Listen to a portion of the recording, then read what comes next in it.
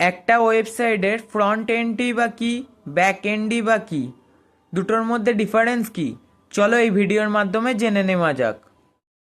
প্রথমে front end সম্বন্ধে জেনে নেওয়া যাক। কোনো ওয়েবসাইটের ফ্রন্ট এন্ড হলো যেটা ইউজার দেখতে পায়, যেমন রং, বাটন, মেনু ইত্যাদি। এটি মূলত জাভাস্ক্রিপ্ট, এইচটিএমএল এইসব প্রোগ্রামিং ল্যাঙ্গুয়েজ দিয়ে তৈরি হয়।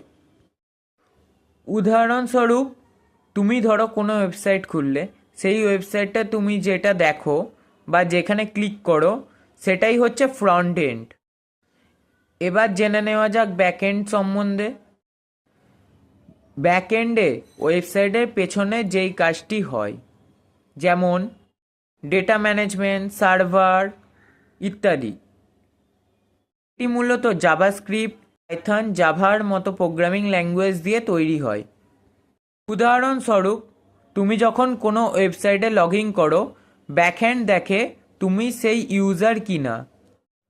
দুটির মধ্যে ডিফারেন্স কি? ফ্রন্ট এন্ড হলো ইউজার ইন্টারফেস অ্যান্ড ব্যাকএন্ড হলো ডেটা অ্যান্ড লগিং ইন্টারফেস। এক কথায় বলা যায় ফ্রন্ট এন্ড হলো মুখ আর ব্যাকএন্ড হলো মাথা। এমনি আরও ইনফরমেটিভ ভিডিও পেতে আমাদের ইউটিউব থেকে দেখে থাকলে সাবস্ক্রাইব করুন এবং ফেসবুক থেকে দেখে থাকলে ফলো করুন।